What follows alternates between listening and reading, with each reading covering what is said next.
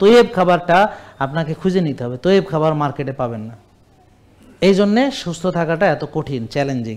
এবং যেহেতু মার্কেটে কোনো ভালো খাবার নেই, সব হচ্ছে প্রসেসড, আল্ট্রা প্রসেসড, হাইব্রিড, এই জন্যে আপনাদের সুস্থ হওয়ার যে সম্ভাবনা এইভাবে ছোট হয়ে আসছে।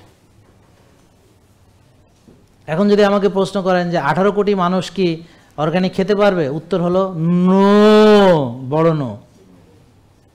নাইট্রিক অক্সাইড না, মানে নো, NO, নো, মানে জীবনও না। কেননা আমি তো খুব ভালো করে জানি যে অর্গানিক কয়টা নারকেলের তেল বাংলাদেশে আছে। 18 কোটি মানুষ চাইলে একটা তেল এভাবে উঠাবো, নিলামে যাবে, যে যত টাকা দিয়ে নিতে পারে। এত সোজা না। রাতামরক নিলামে উঠায় বেচবে, যে হাকাইয়া যে দাম বেশি দিয়ে নিতে পারে। একজন কেউ 20,000, একজন কেউ 20,000, একজন কেউ 21,000, 20,100, এভাবে আপনি দেখবেন যে 50-60,000 টাকা, তাও কয় যে একটা মোরগের পিছনে, মানে পাইতেছে না।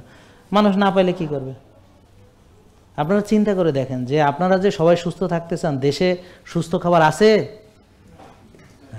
এই জন্যে আপনারা এখনও যারা সুস্থ থাকতে চান, অন্যরা বোঝার আগে তাড়াতাড়ি আপনি সুস্থ থাকার নিজের জন্য ব্যবস্থা করেন।